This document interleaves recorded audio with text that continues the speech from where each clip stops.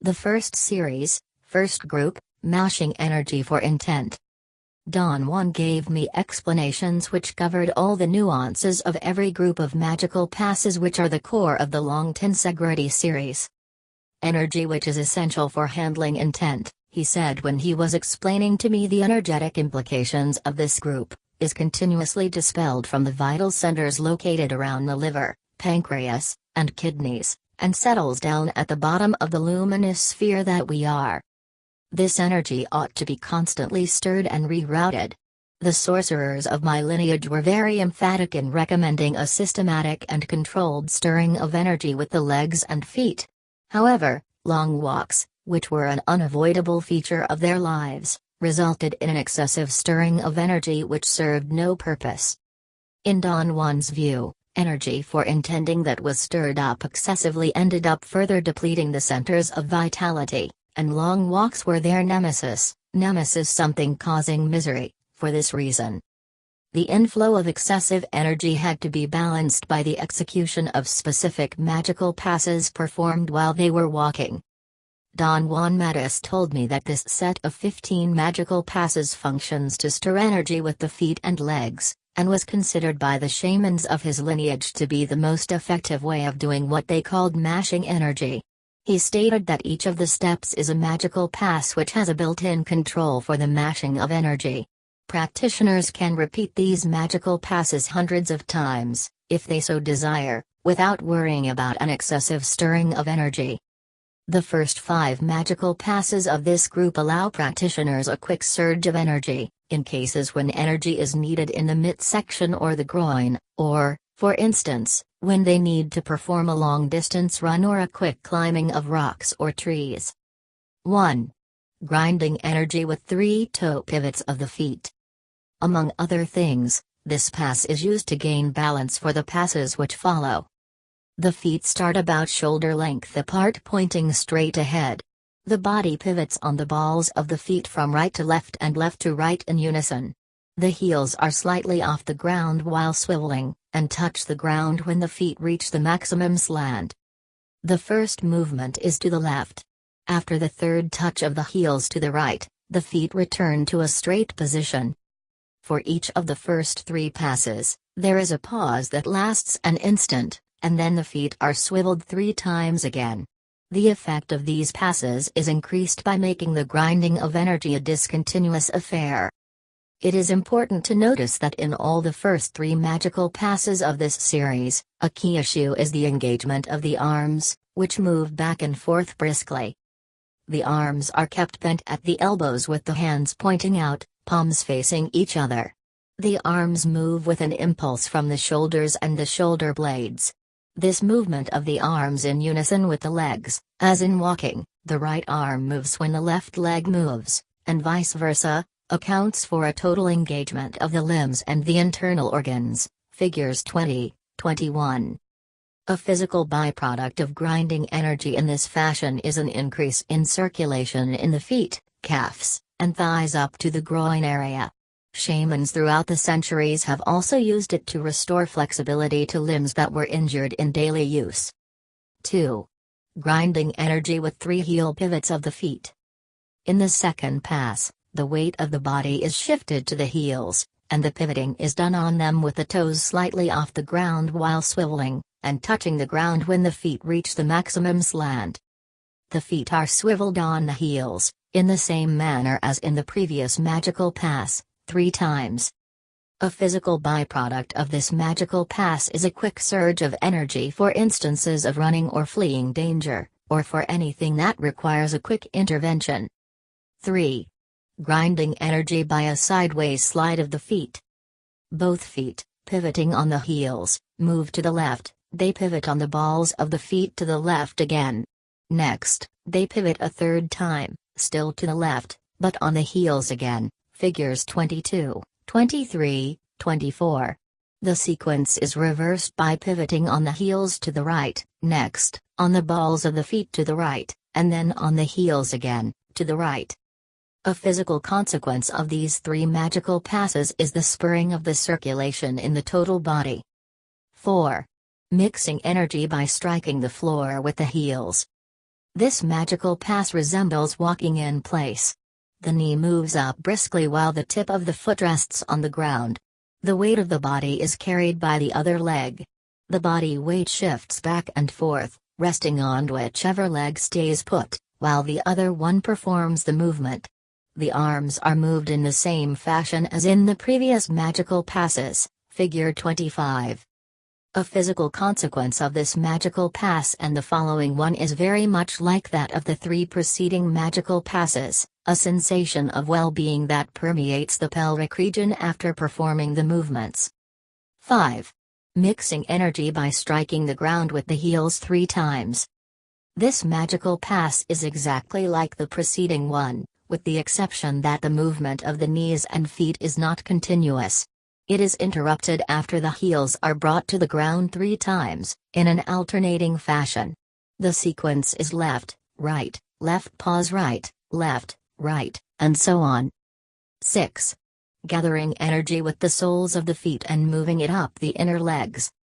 The soles of the left and the right foot move alternately up the inner part of the opposite leg, almost brushing it. It is important to arch the legs a little bit by standing with the knees bent, figure 26. In this magical pass, energy for intending is forced up the inner side of the legs, which shamans consider to be the storage place of gynesthetic relating to the ability to feel movements of the limbs and body, memory. This magical pass is used as an aid to release the memory of movements, or to facilitate retaining the memory of new ones. 7. Stirring energy with the knees. The knee of the left leg is bent and swung to the right as far as it can reach, as if to give a sideways kick with the knee, while the trunk and the arms are gently twisted as far as possible in the opposite direction, figure 27. The left leg is then brought back to a standing position.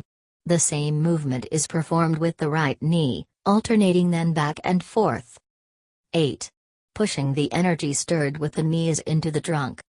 This magical pass is the energetic continuation of the preceding one.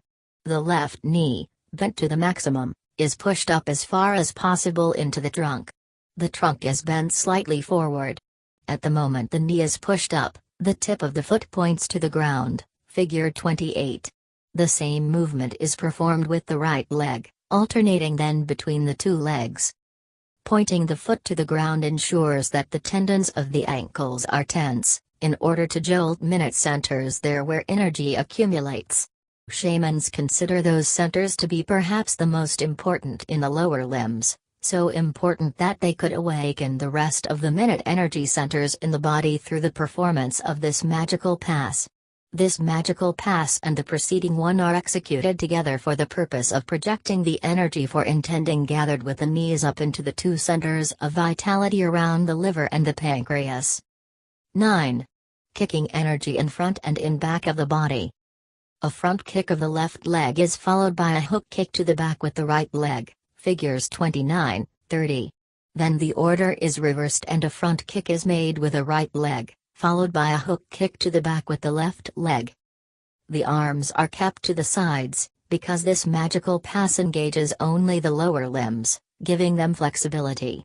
The aim is to lift the leg that kicks to the front as high as possible, and the leg that kicks to the back also as high as possible. When executing the back kick, the trunk should bend slightly forward to facilitate the movement.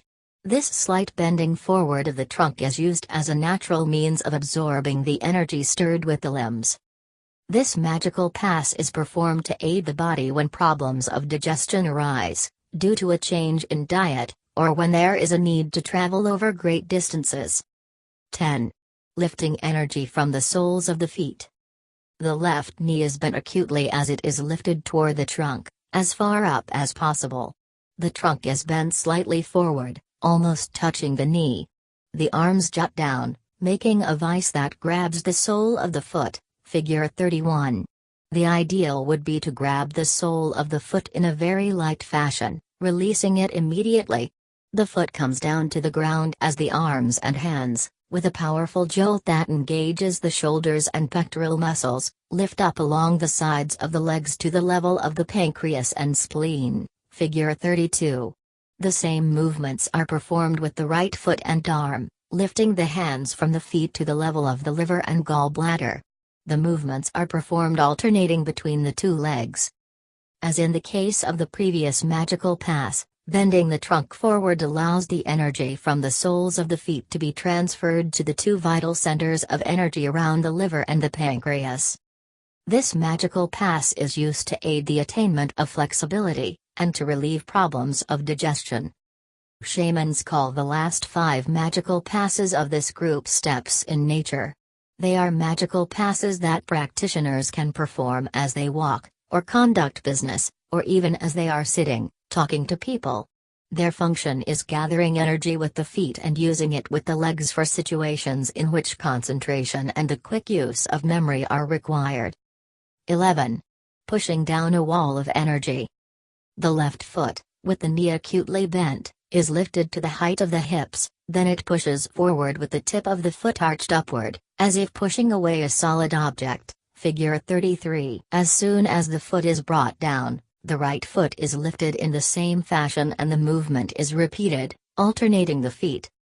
12. Stepping over a barrier of energy. The left leg is nimbly lifted as if going over a hurdle which is located edgewise in front of the body. The leg makes a circle from left to right, figure 34, and once the foot lands, the other leg is lifted to perform the same movement. 13. Kicking a lateral gait.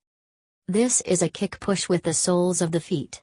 The left leg is lifted to mid-calf and the foot pushes to the right of the body as if to hit a solid object, using the total sole of the foot as a striking surface, figure 35.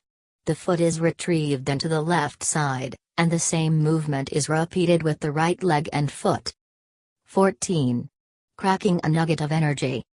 The left foot is lifted with the tip pointing acutely to the ground. The knee protrudes straight forward, deeply bent. Then the foot descends with a controlled motion, striking toward the ground as if it were cracking a nugget, figure 36. Once the tip of the foot strikes, the foot is returned to its original standing position and the same movement is repeated with the other leg and foot. 15. Scraping off the mud of energy. The left foot is lifted a few inches above the ground, the entire leg is brought forward and then pushed backward sharply, with the foot lightly brushing the ground as if it were scraping something off the sole of the foot, figure 37. The weight of the body is carried by the opposite leg, and the trunk leans a bit forward in order to engage the muscles of the stomach as this magical pass is executed.